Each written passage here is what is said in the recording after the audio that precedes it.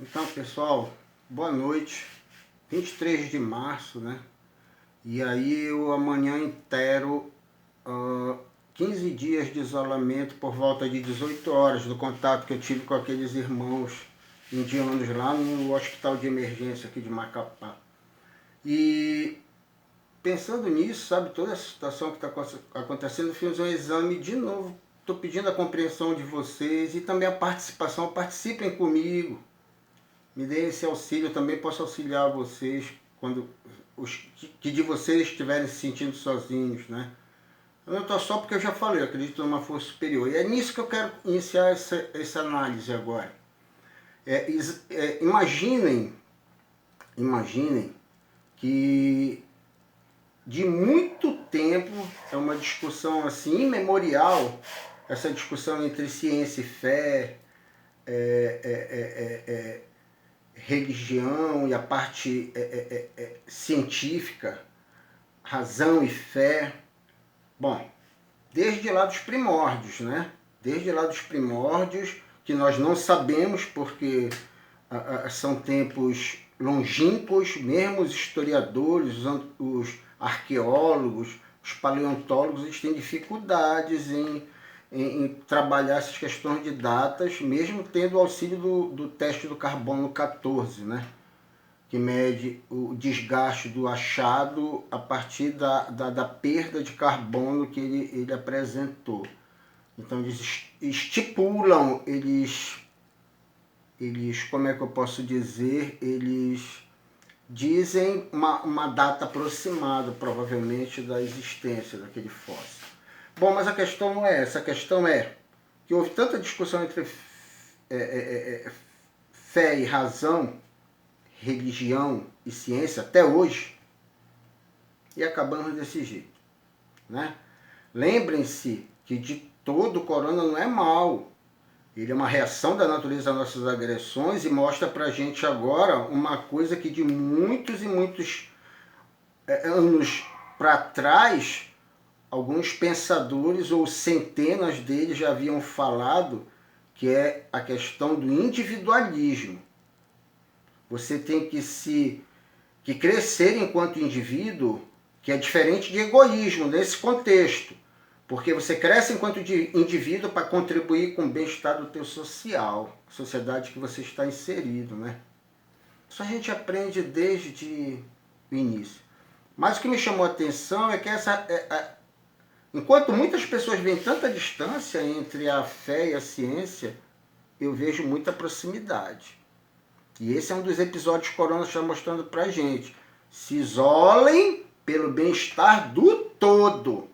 Os indivíduos cuidando de todo o organismo, que inclui, de novo, conservação da terra, reflorestamento mundial, controle de natalidade.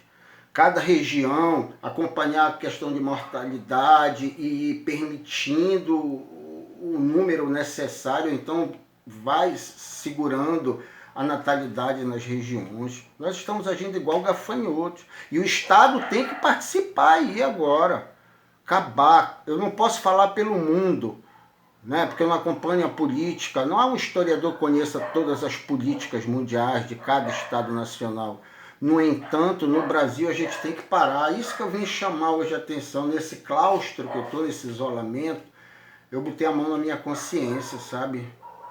E aí eu também vi que fé e ciência, elas se aproximam em muitos pontos. Quer ver um ponto? Vou ser bem rápido. Nas religiões a gente ouve dizer que você é plantio e colheita, né? Você plantou espinho, você vai colher espinho. Se você planta rosa, você vai colher rosa. A terceira lei de Newton diz muito semelhante. Não é muito semelhante. Toda ação corresponde a uma reação de mesma intensidade em sentido contrário, né? Você dá um impacto na natureza e ela responde de lá. E a resposta dela foi o Covid-19. E aí eu quero também aproveitar nesse momento e botar a mão na minha consciência. Eu estava lendo acho que é o professor Mário Sérgio Cortella. E ele falando num texto que eu achei muito interessante, que ele pede desculpa. Ele pede desculpa aos acadêmicos, educandos. Eu não sei qual é o grau de atuação dele nessa época que ele escreveu esse texto, por conta de algumas reprovações, por conta de algumas... Ele assume no texto algumas diferenças políticas, e aí isso gerou perseguições, e ele pedindo desculpa. Eu achei muito legal. Se algum dia, professor Mário Sérgio Cortella, o senhor visualizar esse exame, eu quero que o senhor saiba que eu tenho muito apreço pela sua figura. Mas aí, seguindo essa linha de raciocínio, eu concluí minha graduação na Unifap. Depois, em 2012, eu fiz vestibular para filosofia na UEAP, passei. Depois, acho que foi em 2012 mesmo, finalzinho dele, eu passei também para especialização em História e Historiografia da Amazônia, que era para ser cerca de 2 anos, foram 4, no meu caso estão sendo que 2012 a 2020, 8 anos. Mas não estou falando só por mim, não, estou falando também por vários colegas meus, pessoas assim da área de história. Olha, na pouca vivência que eu tive com eles nesses 4 anos, quer dizer, pouca relativa, né? Foi bastante tempo. Só que foi mais 2 anos juntos. Depois a gente se separou e cada um foi trabalhando suas monografias. Concluí todas as disciplinas, concluí a monografia, e aí a Unifap entrou em greve. E aí, como eu peço nas outras aulas investimento pessoal no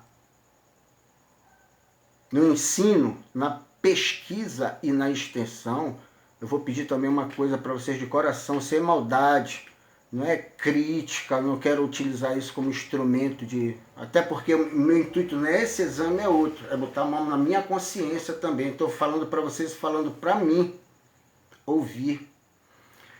E pedir uma reestruturação organizacional na Unifap. Não estou ocupando a gestão da Unifap, nem passa pela minha cabeça, pelo amor de Deus. Eu sei as dificuldades que tem com o sucateamento da educação, eu sei disso. Mas agora tem que haver. As autoridades federais, as autoridades mundiais têm que investir em pesquisa e extensão em todos os segmentos, em todas as áreas de conhecimento, gente. Sabe? Eu não vou redundar, mas reflorestar, retornar rios que antes eram rios e foram extintos, retirar essas pessoas de áreas preservadas, tem que haver. Porque senão... Já vimos, vamos ver de novo, depois daquelas sequências de H1N1, H1N2, gripe suína aviária, agora corona, cada vez a situação vai se agravando mais. Né? Te lembra da terceira lei de Newton? Força, toda força tem uma resposta na mesma proporção. Natureza mostrando que o humano tem predadores naturais. E aí eu quero também aproveitar para dizer da UEAP. Eu passei, não me vangloriando, é para mostrar que eu tive habilidade e competência para tanto. Eu passei em 3º lugar, filosofia 2012, a minha turma é 2012.2. Eu passei em 3º lugar e muito feliz porque o 2º lugar foi um ex-educando meu da VT, que eu não vou citar o nome pela questão da ética aqui. Vocês notam que em nenhum momento estou citando o nome de ninguém. E ele passou no 2º lugar, na minha frente, por alguns décimos. Aí ele parabeniza, ele sabe que eu estou falando com ele, porque ele vai ter acesso a esse vídeo. O 1º lugar não se apresentou, logo ele se tornou primeiro e eu me tornei 2º na hora da apresentação. Fiz o curso, eram 4 anos, e ministrando aula simultaneamente. Mas no nosso terceiro ano, acredito, houve uma mudança de prédio na Unifap. Uma mudança de prédio, da UEAP, perdão. Mudou de um local para o outro e aí eu comecei a perder contato. E antes de mudar, eu vou contar isso porque eu estou limpando meu coração, não vou citar nomes, Mas chegaram alguns professores novatos com seus títulos, uma PhD, outro mestre, e eu aprendi na minha pedagogia, e minha metodologia é essa, quando eu ministro aula, meus educandos, normalmente nós somos humanos, a gente erra e acerta. Olha a velha relação maniqueísta aqui atrás.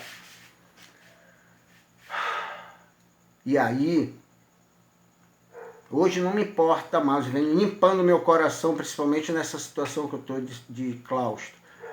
Mas, quando chegaram esses professores novatos, eu aprendi na minha pedagogia que quando você contribui numa aula, quando o professor tem alguns equívocos na aula, que você contribui, é no intuito do crescimento de todos, né? O que eu aprendi na minha pedagogia, no meu método, é de que quando a pessoa fala para você alguns equívocos, você tem que, no mínimo, ser grato. Isso acontece no meu cotidiano. Se algum aluno meu discordar do que eu estou falando, também pode se posicionar. Pode se posicionar. E aí eu fiz todos os trabalhos da disciplina Contemporânea 2 e fiquei reprovado por 75 décimos. Sendo que, no início da disciplina, eu acho que foi Contemporânea 1, o início da Contemporânea 2, me foge a memória, a filósofa Doctor se equivocou nos estados kantianos, inverteu. Teológico, metafísico, científico ou positivo, ela inverteu e colocou metafísico, teológico, e eu intercedi e disse que havia tido uma inversão lá. Mas ela acatou, mas notei que não ficou de agrado. Alguns colegas também, né, que estavam na sala, notaram. E aí depois, por incrível que pareça, eu fiquei por 75 décimos. A nota mínima passar a 6, eu fiquei com 5,25. Entrei com recurso. A resposta foi seca, né? A sua nota é essa mesmo e pronto. Enfim, isso não me interessa mais. Estou limpando meu coração com vocês porque eu não sei o que vai acontecer. Mas eu quero estar com meu coração limpo. E o outro cidadão era da pedagogia, chegou do Nordeste, também mestre. E como eu já tinha feito complementação pedagógica, suficiência pedagógica, história, estava especializando, também tenho algum conhecimento. Também fui querer contribuir com ele. Inclusive emprestei algumas obras minhas para ele, porque eu acho que ele era recém-mestrado, sei lá.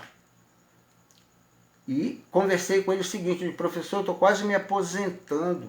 Só na educação do Amapá estou desde 1993 prestando serviço na sociedade. Em 93 com contrato administrativo e a partir de 94 por concurso.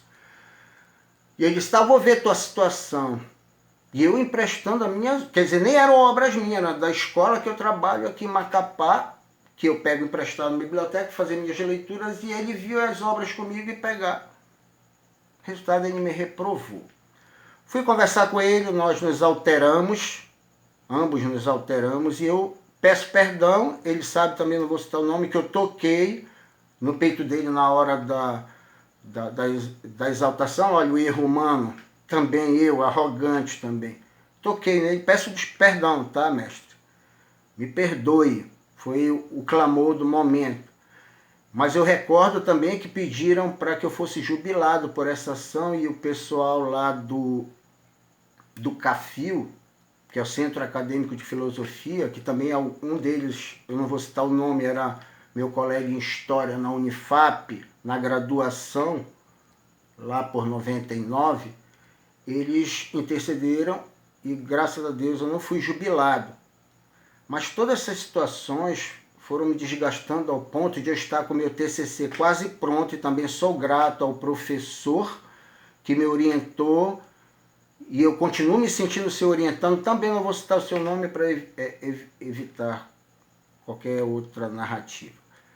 Mas me faltou contemporânea injustamente, porque eu apresentei todos os trabalhos e fui reprovado por 75 décimos. E as pedagógicas eu já estou me aposentando. Né? Eu já estou me aposentando. Isso foi em 2014, 2013, sei lá. Então acho que eu tenho algum conhecimento da pedagogia que eu poderia ser amparado, né? Enfim,